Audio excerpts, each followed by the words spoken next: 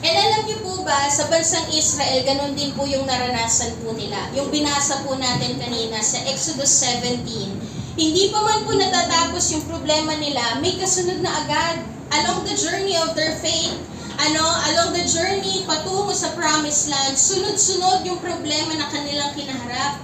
Kasi kung babasahin po natin yung background po ng bansang Israel, for 400 years, they are being enslaved in Egypt. So, problema po yun, no? Matinding pagsubok na kanilang pinagdaanan, slavery in Egypt for 400 years. And the Lord delivered them, okay? Sa pamamagitan po ni Moses. Nung time po na sila ay papaalis na o nakaalis na sa bansang Ehipto, and na-reach po nila yung Red Sea, biglang hinabol po sila ng Egyptian army. Okay? So parang sa kanila, hindi nila alam kung saan sila pupunta. Nasa harap nila, Red Sea, paano tayo tatawid? Nasa likod natin yung mga Egyptian army na gusto tayong patayin at paslangin. Pero alam niyo po ba, sa mga ganoong pagkakataon, hindi po sila binigo ng Diyos. Palaging may pinadadala ang Panginoon na provision sa kanila, solusyon sa kanila, and the Lord parted the Red Sea. Okay?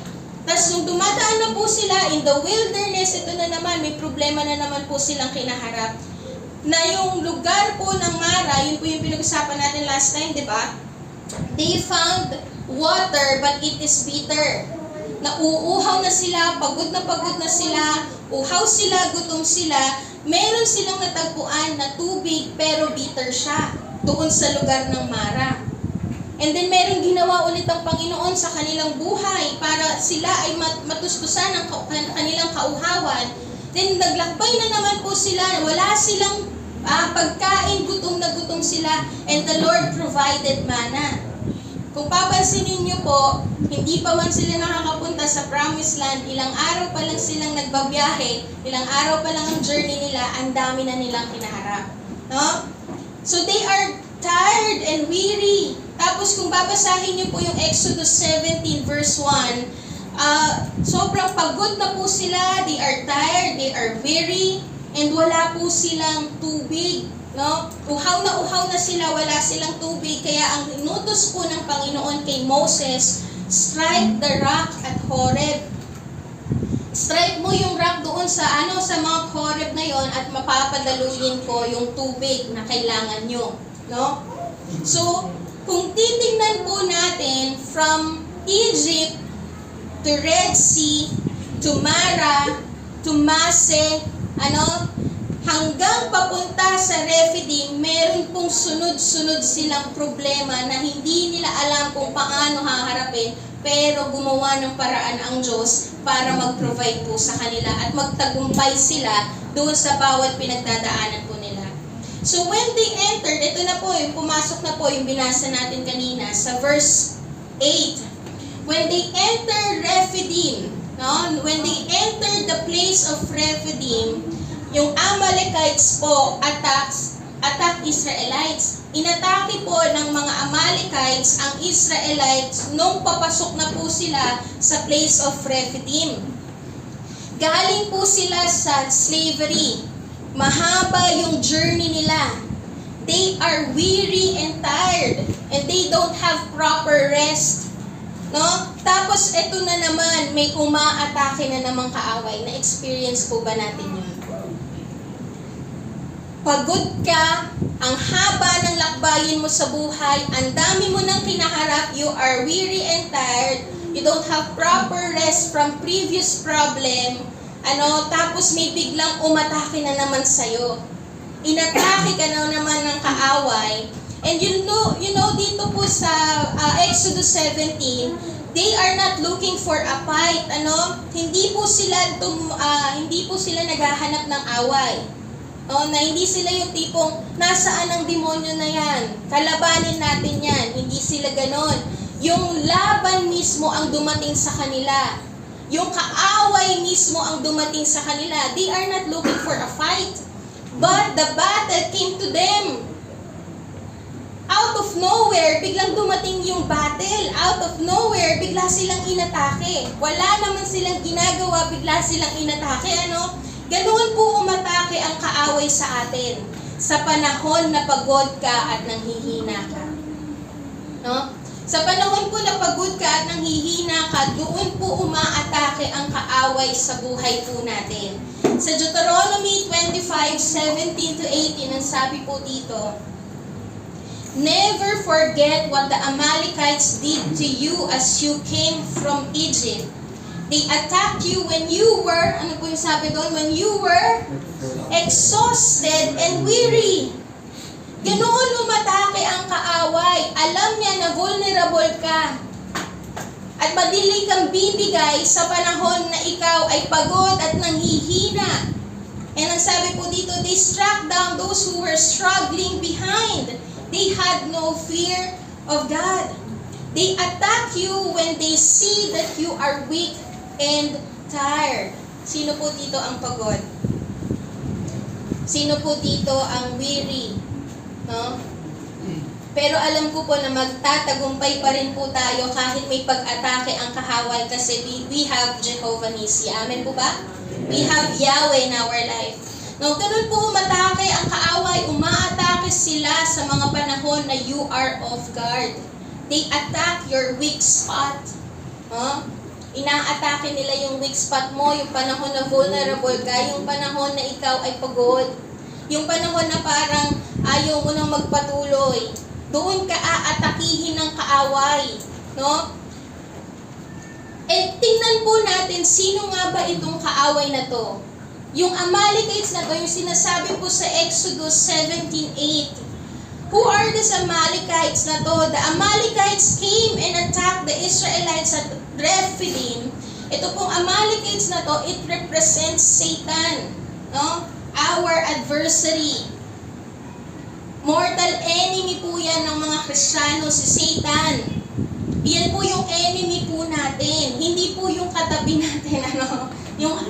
Si Satan po, yung Amalekites. Amalekites represents Satan, our adversary, the one who opposes the Christians, the one who accuses the brethren. Yan po yung kaaway po natin. And alam niyo po ba, ang strategy po ni Satan is this: the enemy is using the world system to tempt you.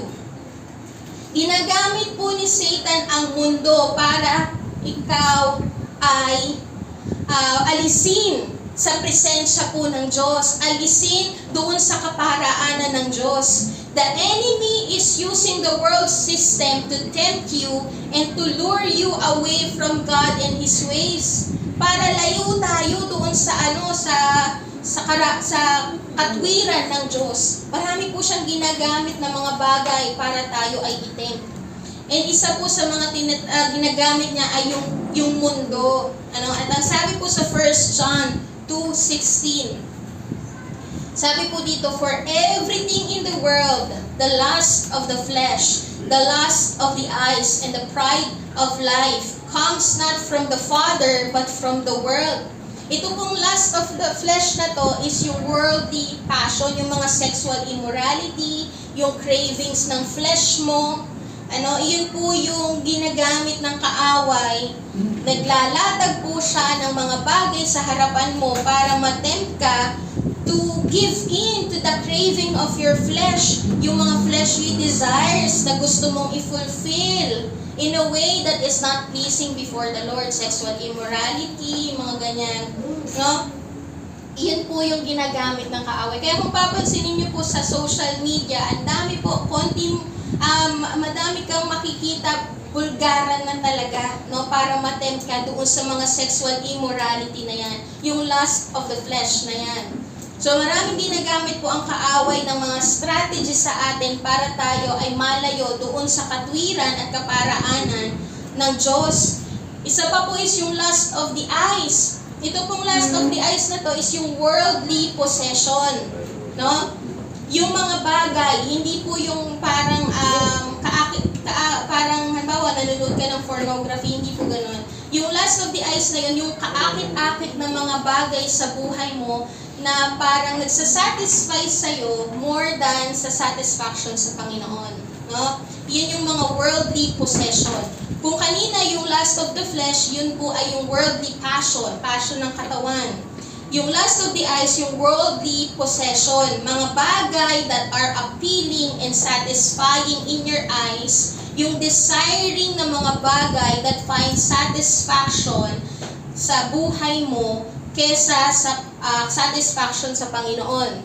Na mas nasasatisfy ka sa mga bagay na to kaysa masatisfy ka sa Lord. Iyon po yung lust of the eyes. No? Yung mga bagay, worldly things. Yung pride of life naman po is yung worldly position. Kanina, passion. Ngayon, yung lust of the eyes, possession. Yung pride of life is yung worldly position. Yung status mo. Yung parang security ng buhay mo na mas inaasahan mo ang security sa ibang bagay o sa sarili mo kasi ang tingin mo mas kaya mong mabuhay nang wala si Lord. Yan po yung pride of life. Na we want to live independently, no? Na wala ang Panginoon kasi we think na we know better than kung ano yung gusto ng Panginoon sa buhay natin. So kapag nasusunod ka sa buhay mo kaysa sa nasusunod si Lord, ibig sabihin you have the pride of life. You are now being tempted. You are now in the trap of the enemy of tempting you to lure away from the Lord. No? Kapag mas nangingibabaw ang kagustuhan mo, mas nasusunod ang kaparaanan mo, mas nasusunod yung mga ginagawa mo, mas nasusunod yung nais mo kaysa sa nais ng Panginoon, then definitely we have the pride of life. Na-grab natin yung temptation ni Satan dito sa worldly system na to. No?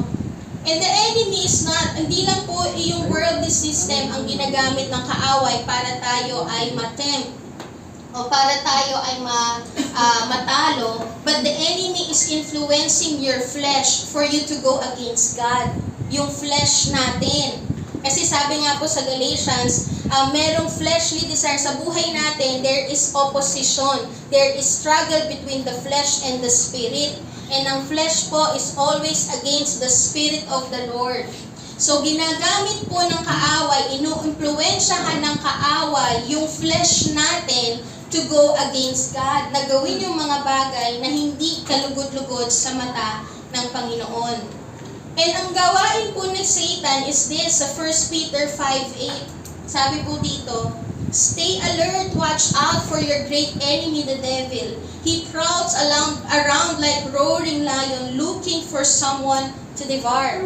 Ang gawain po ni Satan is this, kapag nakita kanyang pagod, kapag nakita kanyang weary, kapag nakita kanya na hindi mo na ginagawa yung mga bagay patungkol sa Panginoon, and you are now isolating yourself, ina-isolate mo yung sarili mo from the brethren, ina-isolate mo yung sarili mo at hindi mo na ginagawa yung mga bagay na magpapalakas dapat sa'yo, which is yung prayer, devotion, worship, fellowship. Pag yan po hindi mo na ginagawa, you are now isolating yourself. And si Satan po, kaya sinabi ng Panginoon sa 1 Peter 5:8 to stay alert and watch out for the enemy. Kasi si Satan, nakapalibot lang yan. Nag-aabang sa mga panahon na isolated ka na. Nag-aabang sa mga panahon na nanghihina ka na. Nag-aabang sa mga panahon na you are now feeling weary. At sa mga panahon na ganun, doon siya susunggab sa iyo. Kung papansinin po natin, pagka ikaw po nanonood ng National Geographic, basta yung sa mga panood na palabas about sa mga animals, kapag nanonood po tayo ng mga lion, kung paano po sila sumunggab ng mga prey nila, ng kanilang mga biktima, ang ginagawa po nila, hindi po nila kayang sunggaban yung flocks, yung mga nagtitipon-tipon. Ang sinusunggaban po nila yung mga naliligaw. Ang sinusunggaban po nila yung umaalis sa flocks. Kasi inside the flocks, there is protection. Inside the barn of the Lord, there is protection. Inside the fence of the Lord, there is protection. Yung pinag-aralan natin sa shepherd, di ba? Inside the fence of the shepherd, there is protection. Inside the flocks of the Lord, there is protection kapag nasa flocks ka. Pero once na ikaw ay lumabas, ina-isolate mo yung sarili mo, inilayo mo na ang sarili mo sa presence ni Lord, inalayo mo na ang sarili mo sa kapatiran, pag yan nag-umpisa, makikita ng kaaway ready na to na sunggaban. Iyon po yung mga strategy ng kaaway. Umaaligid po siya at naghahanap ng pagkakataon na masila po tayo. Umaabang ng pagkakataon na masunggaban tayo. No? Nag-aabang siya sa mga panahon na mahina ka na. Sa mga panahon na ikaw ay weary na. Sa panahon na ikaw ay lumalayo na unti-unti sa Panginoon. Doon siya umaatake. Bakit inaatake tayo ng kaaway? Unang-una, kung papansinin po natin sa verse 1, balik po tayo sa verse 1. Sa verse 8, Exodus 17:8. Ang sabi po doon, the Amalekites came and attacked the Israelites at Rephidim. Galing po sila sa Masa at sila po ay patungo na sa Rephidim. They are now entering the Rephidim. Rephidim place. And yung Rephidim po na yon ay in between po yan ng deliverance ng Panginoon from Egypt at in between po yan nung lugar ng Canaan which is the promised land, yung Rephidim. Kaya po tayo inaatake ng kaaway, unang-una na dahilan is to keep you from reaching God's purpose and promise. Iyan yung dahilan kung bakit ka inaatake ng kaaway. Kung bakit kanya binibigyan ng mga battles sa buhay para mas lalong manghina ay dahil ayaw niyang marating mo yung promised land. Kasi ang Rephidim po is in between. Nakalaya na po sila from Egypt. They are being delivered from Egypt and they are now going to the promised land. So ngayon, umi-enter sila sa Rephidim. At ang lugar ng Rephidim is in between the deliverance of the Lord and the promise of the Lord. So habang tayo ay naglalakbay patungo sa promise ng Panginoon, kapag nakikita ng kaaway ay umuusad to. Ay nararating, malapit nang marating nito ang promised land. Kapag nakikita ng kaaway, maglalagay po siya ng battle sa iyong harapan to keep you from reaching God's purpose and promise.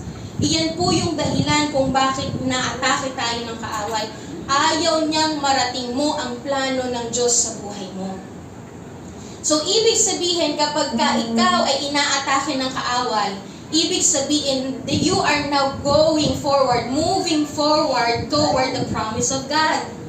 Amen po ba? Amen? Kapag nakikita ng kaaway that you are moving toward the plan and purpose, aatakihin ka niya. So, ibig sabihin, ginagampanan mo na. Kaya ka inaatake ng kaaway kasi ginagampanan mo na, sinusunod mo na yung pinagagawa ng Diyos, naglalakbay ka na sa kalooban ng Diyos, kaya ka inaatake ng kaaway. Ayun po yung indication na merong pinagdadalan ang Diyos sa iyo. Naintindihan po ba? Ang indication o ang sign na merong pinagdadalan ang Diyos sa iyo, ang indication na meron ka nang nararating and you are now moving forward towards God's promise and plan and God's purpose ang kapag inatake ka na ng kaaway. Sino po ang inaatake ngayon ng kaaway dito? Ibig sabihin, may gustong paratingin sa iyo ang Panginoon. May gustong pagdalan sa iyo ang Diyos, kaya pinipigilan ka niya. Amen po. May dinadala siyang battle sa harap mo to distract and to destroy you. Kasi the enemy, listen to this, the enemy will do everything in his might to keep you from reaching the place where God wants you to go. Kapag ka nararating mo na, kapag ka papunta ka na doon sa lugar kung saan gusto ng Diyos na puntahan mo, doon aatake ang kaaway to keep you from reaching God's purpose and promise. Sino ang inaatake ng kaaway? Then I am saying to you today, the Lord is saying to you today, magpatuloy ka lang. Amen? Amen. Magpatuloy ka lang kasi papunta ka na sa promised land. Amen po ba? Magpatuloy ka lang kasi mararating mo na ang plano ng Diyos. Amen? Amen. Hallelujah. Pangalawang bagay, bakit po tayo inaatake ng kaaway? To keep you from enjoying God's rest. To keep you from enjoying God's rest. Kung papansinin po natin ang Rephidim po, ang ibig pong sabihin ng Rephidim is rest. No? Yun po yung ibig sabihin ng rest, ng Rephidim is rest. So, ibig sabihin po nun, nung panahon po na pumapasok na ang bansang Israel sa rest, sa lugar ng rest, doon umaatake ang kaaway. Kasi gusto ka nga niyang pagod lang. Gusto ka nga niyang weary lang. Tired and weary kasi doon ka vulnerable. Kaya ayaw ka niyang magpahinga. At ang kapahingahan po ay matatagpuan lamang sa presensya ng Diyos. So, ibig sabihin, kaya ka inaatake ng kaaway kasi ayaw kanyang pumasok sa presence ni Lord. Amen po ba? Naintindihan po? Ayaw kanyang pumasok sa presence ni Lord. Ayaw ng kaaway na ma-enjoy mo ang presence ni Lord kasi ang gusto ng kaaway, pagod ka, weary ka, kasi vulnerable ka sa atake niya. No? The enemy doesn't want you to enter God's rest, to enter God's presence. At alam niyo po ba, mararanasan po natin ang rest. Palagi naman po natin sinasabi ito sa bawat isa. Na mararanasan mo ang presence ni Lord. Ang rest ng Panginoon inside the presence of God. When you pray, when you worship, when you hold on and proclaim the Word of God. Yun po yung mga bagay. Kaya kung papansinin mo, sa mga panahon na gusto mong lumapit sa Panginoon, sa mga panahon na gusto mong manalangin ng taimtim, doon ka inaatake ng kaaway. Sa mga panahon na gusto mong pumunta sa church, doon ka biglang matatapilok. Biglang natapilok. Diba? Sa mga panahon na bigla mong gusto talagang mainit kang pumasok sa presensya ng Diyos, doon ka biglang aawayin ng asawa mo at pipigilan kang mag-worship. No? Kasi ayaw ng kaaway na ma-enjoy mo yung rest. Gusto niya manatili kang pagod. Ano? Gusto niya manatili kang tired and weary para madali kang makapunta o mag-give in sa temptation niya, sa trap niya. The enemy is sending battles in your life to keep you from coming into the presence of God. Kaya wag kang pumayag. Amen po ba? Amen? Wag po tayong papayag kung meron pong mga humahadlang sa atin kaya hindi tayo makapag-pray, makapag-proclaim ng word ni Lord o makapag-aral ng salita ng Diyos. Kapag may humahadlang, kapag pumupunta na tayo sa worship service, wag kang magpahadlang. Kaaway yun na humahadlang sa iyo kasi ayaw kanyang mamahinga sa presensya ng Diyos. Amen po ba? Huwag kang pumayag. Sino gusto ang mamahinga? Hindi po yung rest ng isa. Mali-mali yung tanong ko. Sino po dito ang gusto ng pahinga na nasa presence ni Lord? Amen. So kung gustong-gusto natin, huwag tayong magpapigil. Amen po ba? Amen. Huwag tayong magpapigil. Lahat ng pwede mong maging dahilan o lahat ng ibabatong dahilan ng kaaway sa'yo para pigilan ka, taboy mo. Amen po ba? I-rebuke mo. Huwag kang magpapapigil. Amen? Because again, the enemy will do everything in his might to destroy God's people and God's plan. The enemy will do everything in his might to keep you from reaching God's promise and God's presence. Yun po yung gusto ng kaaway. To keep you from His plan, promise, and presence. Alam ko po na naririnig niyo na po ito.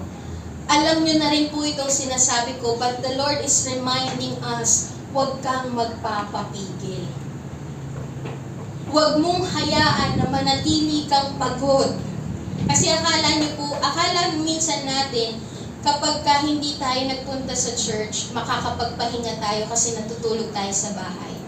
Pero sa totoo lang, sa mga panahon na natutulog tayo sa bahay at wala tayo sa presence ni Lord, mas lalo tayong napapagod. Spiritually, emotionally, mentally. Pero ang gusto ng Panginoon, manatili tayo sa presence niya para maranasan natin ang rest. Pero taliwas pa rin po ang gusto ng kaaway. Gusto niya pagod ka. He wants you to be weary and tired. No, again, but wag kang pumayag. Pakisabi po sa katabi, wag kang pumayag. Amen po.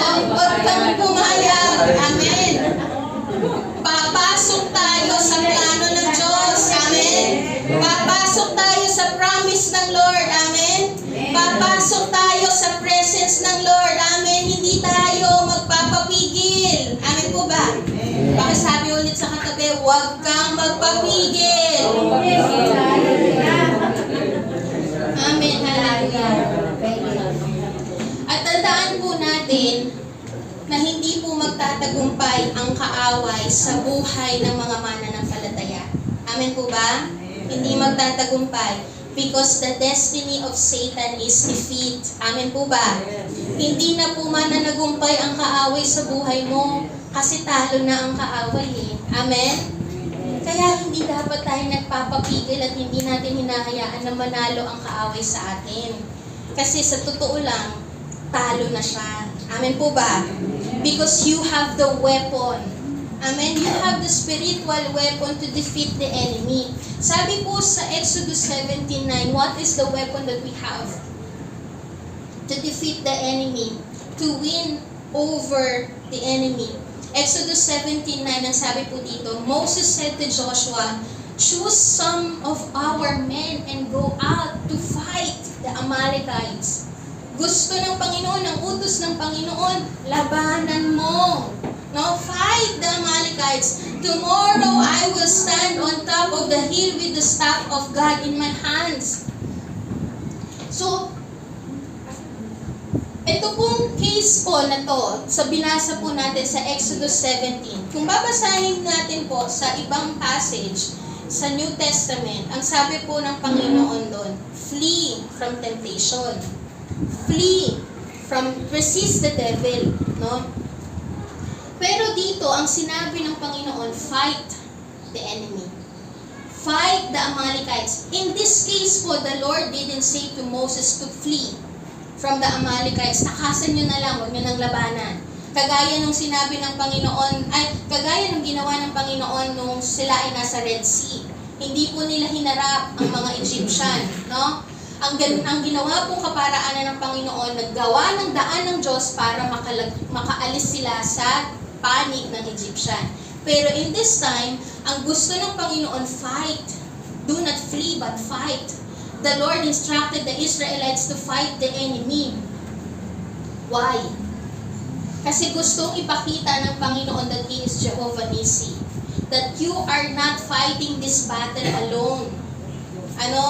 Gusto nang ipakita ng Panginoon na hindi nyo you are not fighting this battle alone. Kasama nyo ako, and I am Jehovah Nissi. Ako ang magbibigay ng tagumpay sa inyo. Amen po ba? Kung papansinin po natin, ang sinabi po ni Moses, instruction ni Moses kay Joshua, Joshua, fight with your sword. No? Ang instruction po ni Moses kay Joshua, you need to choose men and go out and fight in the valley. While I would go, habang ako ay pumapanig sa mountain, ang gagawin ko naman, papanig ako sa mountain and I will bring the staff of God. So, yun po yung ginawa ni Moses.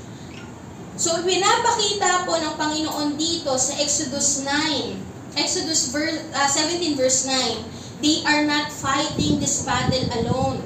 So as Joshua is fighting with his sword in the valley, Moses is on the mountain with his staff of God being lifted up.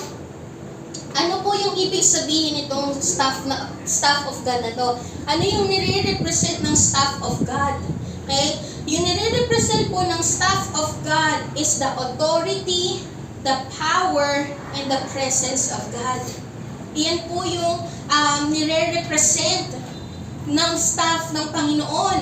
So habang nakikipag-battle po si Joshua sa valley with his sword, inaangat po ni Moses sa kalangitan o sa mountain yung authority, power, and presence ng Lord. Na sinasabi po dito habang nakataas yung staff ng Lord, gamit ang kamay ni Moses, sinasabi po ng Panginoon, you are not fighting this battle alone.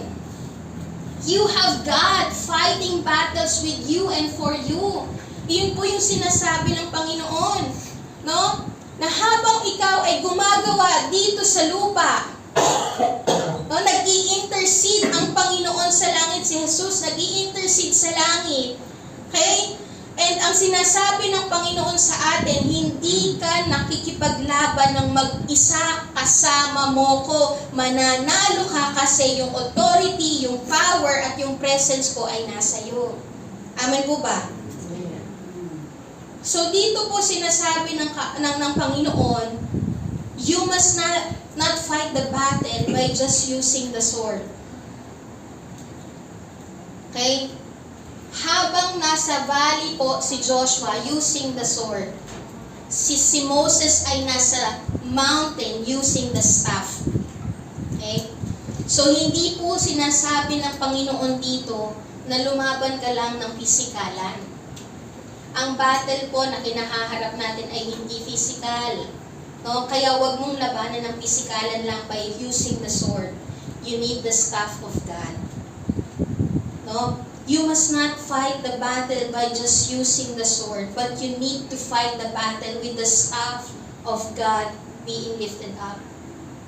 Kasi tandaan po natin na meron pong mga battle sa buhay mo na hindi mo kaya mapagtagumpayan kung aasa ka lang sa sword.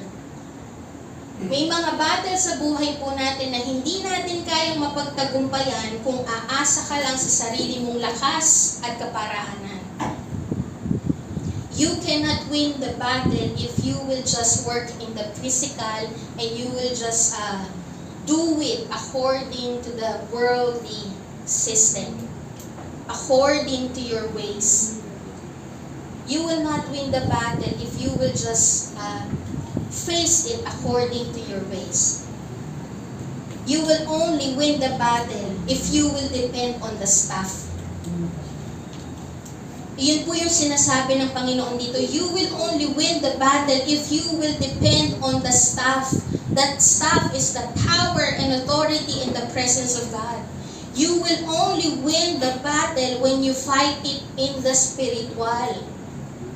Kasi ang laban po ng isang Kristiyano ay hindi po physical lang.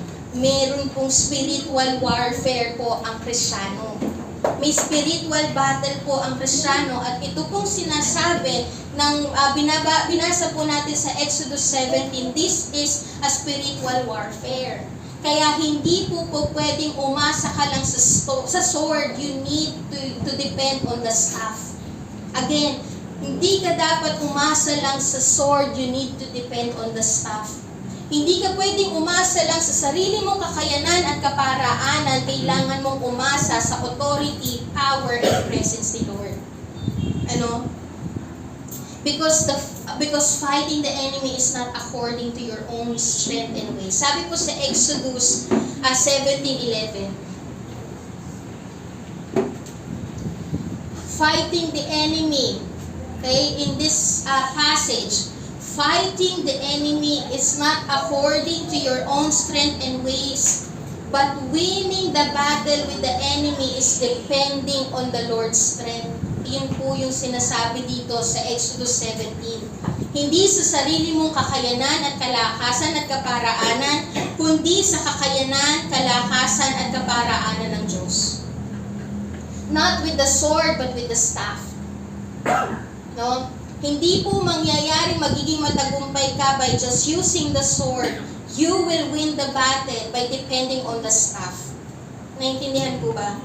Sa Exodus 17:11, ang sabi po dito, as long as Moses held up his hands, the Israelites were winning. But whenever he lowered his hands, the Amalekites were winning. So hindi po nagtatagumpay ang sword kapag walang staff. The sword, dito po pinakita sa verse na to, that the sword is useless if the staff is not lifted up. The sword is useless if you are not depending on the staff. The sword is useless if you will just use the sword and not the staff. No? Hindi po pang pisikal ang laban, kundi spiritual. Yes, may ginagawa ka sa pisikal, pero labanan mo rin sa spiritual. Iyan po yung sinasabi dito. Alam niyo po, may pagkakataon sa buhay natin. The reason kung bakit hindi tayo nananalo sa Amalekites ng buhay, sa mga kalaban sa buhay, o the reason kung bakit hindi umaalis ang Amalekites sa buhay natin, it is because mali ang weapon na ginagamit natin.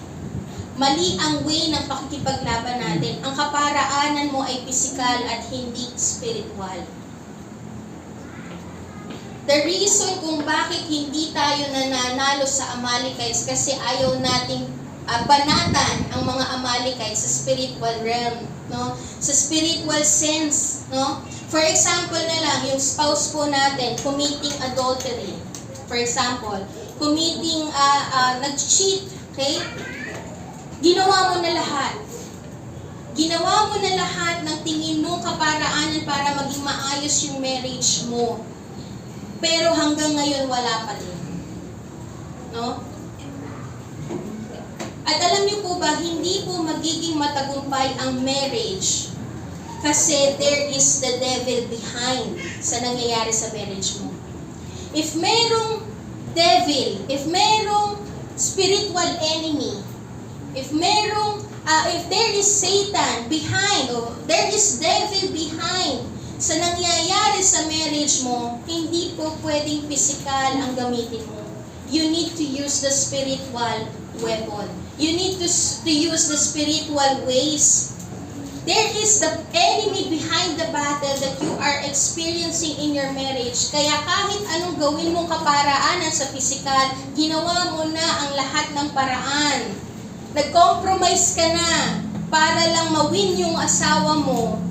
Ginawa mo na lahat, no? Pero hindi pa rin nagtagumpay kasi there is the devil behind sa nangyayari and you need to fight it in the spiritual. You need to use the spiritual weapon because the battle is not in the physical but the battle is in the spiritual. Naka-experience po ba tayo ng gano'n? Ginawa mo na lahat. Ako po, meron po akong nangyaring experience na ganoon, ginawa ko na lahat para lang makalaya. Alam ko naman po na yung iba po sa inyo ay alam na yung background ko o yung past ko na give in into homosexuality. No? Yun po yung naging struggle ko talaga. Yun yung naging battle ko. So, gustong-gusto ko nang makalaya. Gustong-gusto ko nang makaalis o mawala yung Amalekite sa buhay ko. Yung homosexuality na yan, gustong-gusto ko na talagang makalaya doon. Kaya ang ginawa ko po, trinay ko yung physical na kaparaanan. Nag-dress ako. Binago ko lahat ng physical na meron ako. Nag-dress ako, nag-makeup ako, meron akong makeup kit. Bumibili talaga ako, nagpupundar ako ng makeup kit para lang doon, mabago talaga. Kasi akala ko kapag nag-makeup ako, parang, ang tawag doon, yung maarte talaga, ganon, talagang girly-girly ang damit. Nag-try na rin ako na parang, ayoko na yung parang boyish kung gumalaw, parang kailangan ko talaga maging pinis. Kailangan kapag nakaupo, naka-ganyan. lahat na talaga ginawa ko. Nagbago ako ng number para hindi ko makontak yung mga taong magiging influence sa akin. Lahat ginawa ko na. Pero nakita ko pa rin ang sarili ko for the, I think, decades na ata siyang nangyari. Doon sa parang more than 7 years, 8 years, 9 years, basta ganun po. Paulit-ulit lang ako. Bumabalik at bumabalik yung Amalekite sa buhay ko. Hindi ko mapagtagumpayan. Kasi nga hindi physical ang labanan. Ang labanan ay spiritual. Pero nung panahon na sinabi ko sa Panginoon, nung ako po ay nag-camp sa Hala-Hala Camp, Radicals Camp, sabi ko sa Lord, Lord, I will surrender my life to you. Pagod na ako. Ayoko ng parang kumilos sa sarili kong lakas. I surrender my life to you. Take charge. Yun po yung sabi ko. Ikaw na talaga ang mag-take over ng buhay ko. Ayoko na. And that's the time that I win the battle of homosexuality. Hindi po dahil nagbago ako ng pananamit, hindi dahil nag-makeup ako, hindi dahil nag-alis ako ng mga social medias or nagbago ako ng mga number, hindi ako kumonek sa kanila. Hindi iyon. Nag-umpisa siya from the inside. Binago ng Diyos yung puso ko, hindi yung panlabas kong physical. Binago ng Diyos yung puso ko kasi yun yung sinasabi dito. May mga bagay na kaparaanan tayong ginagawa na hindi natin mapagtagumpayan, ginawa na natin lahat. Kasi hindi nga physical ang labanan, spiritual ang labanan. Isuko mo sa Diyos, hayaan mo ang staff ng Diyos ang mataas at hindi yung sword mo. Amen po ba? The sword is useless if the staff is not lifted up. The sword, yung kaparaanan mo ay mababaliwala kung hindi ka lalaban sa spiritual, kung hindi mo gagamitin yung mga spiritual weapon na meron ka. Ano yung mga spiritual weapon na meron ka? When you worship, when you pray, yung talagang taos sa puso mo, seryoso ka, committed ka, talagang gustong-gusto mo na gawin yung prayer, devotion, worship, fellowship. Iyan po yung mga spiritual weapon natin. Sa Ephesians 6:12, ang sabi po dito, for we do not wrestle against flesh and blood, but against the rulers, against the authorities, against the cosmic powers over this present darkness, against the spiritual forces of evil in the heavenly places. Hindi po sa physical or flesh and blood ang ating pong battle. Kung meron pong umaatake sa atin, may pagkakataon that there is a devil behind that battle. Merong impluwensya ang kaaway doon sa mga umaatake sa atin o sa mga nagiging problema sa atin. So you are not fighting against flesh and blood. Sa 2 Corinthians 10:4-5, ang sandatang ginamit namin sa pakikipaglaban ay hindi sandatang makamundo, kundi ang kapangyarihan ng Diyos na nakakapagpabagsak ng mga kuta. Hindi po pisikal ang labanan, kundi yung kapangyarihan ng Diyos ang makakapagpabagsak ng kuta ng kaaway sa buhay mo, ng battle na yan. Sinisira namin ang mga maling pangangatwiran, ginagapi namin ang lahat ng pagmamataas laban sa kaalaman tungkol sa Diyos at binibihag namin ang lahat ng isipan upang matutong sumunod kay Kristo. You can win the battle by using the spiritual weapon that God has for you. It's not in the physical. Yes, kailangan mo pa rin ang sword. Pero sword is useless if the staff is not lifted up. Your work physically is useless kahit na magtrabaho ka ng magtrabaho kung hindi mo sinasamahan ng panalangin, ng pakikipagniig sa Panginoon, if hindi ka nagsiseryoso to seek the Lord first, kahit anong klaseng trabaho ang gawin mo, useless yun. Hindi magiging matagumpay yun. In every battle that we are facing, the most effective way to win is prayer, worship, and word. Naniniwala po ba tayo that the final authority is the Word of God?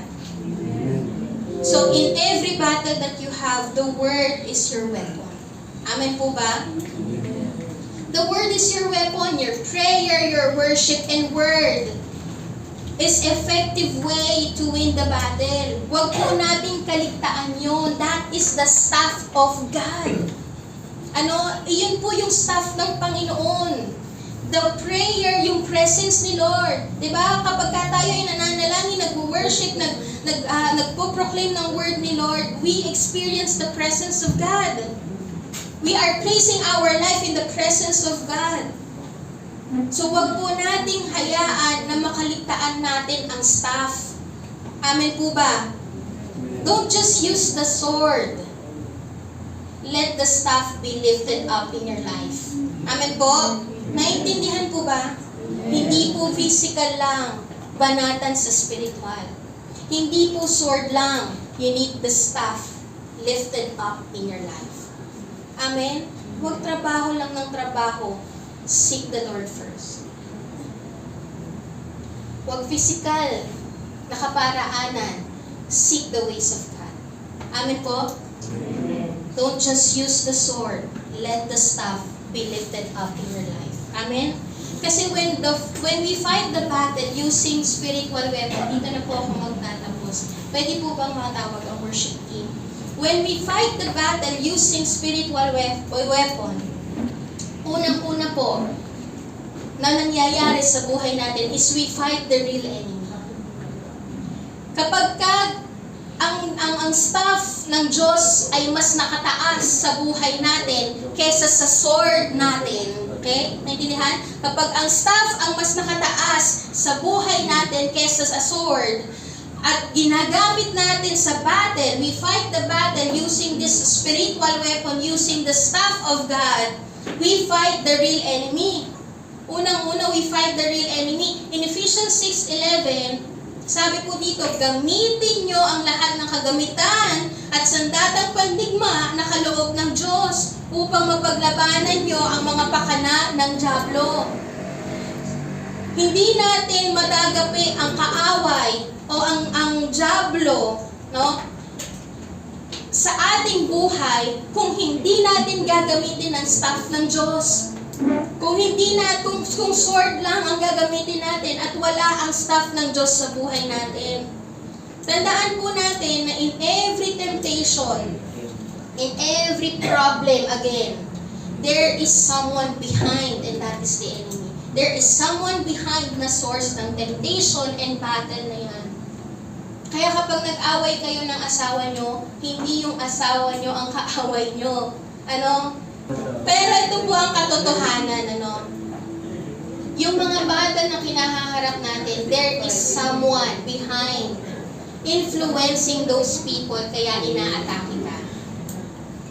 Kaya hindi po yung mga tao ang kaaway natin. Hindi yung spouse natin, hindi yung biyanan natin, hindi yung workmate natin, hindi sila. Ang kaaway po natin ay is Satan.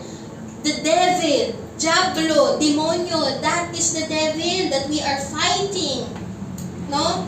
There is an influence of the enemy behind the people that attacks you. Kaya hindi po sila ang kaaway natin. So, wag nating gamitan ng sword. Ano? Wag nating gamitan sa kaparaanan natin. You pray, you praise, and you proclaim the word. Hanggat nangingibabaw sa atin ang prayer, praising, and proclaiming the word, panalo ka. Amen po ba? So, wag mong hayaan na mas mangibabaw ang sword. Ang dapat na mas mangibabaw sa'yo ay ang staff. Amen po? Useless ang sword if the staff is not lifted up. You need to use the spiritual weapon because you are fighting the real enemy when you are using the spiritual weapon. You are not just fighting them, but you are defeating them. Amen po ba? Hindi ka lang basta nakikipaglaban, pero kapag nilabanan mo sila ng pananalangin, ng pagpupuri sa Diyos, ng proclaiming ng Word of God, you will defeat your enemy and you will be victorious. Amen? Amen. May mga tao po na hindi maniwala sa ganitong kaparaanan kasi sarado ang kanilang isip. Pero tayong binuksan ng Diyos ang isipan natin, we know that there is power and authority when we pray, when we praise God, and when we proclaim the Word of God in our lives. Amen po ba? That is our spiritual weapon. Kasi when we fight the real, when when we use the spiritual weapon, we deal the root cause of the problem. Dinidil natin yung root cause. Minsan po kasi akala natin, magagawa nating masolusyonan dahil sa surface lang. Pero meron palang deep inside the root cause of the problem. And magagawa lang nating matanggal yon, yung Amalekite na yon. Magagawa lang natin mapagtagumpayan yung Amalekite na yon sa buhay natin if we use the spiritual weapon. When we use the spiritual weapon, we deal with the root cause of the problem.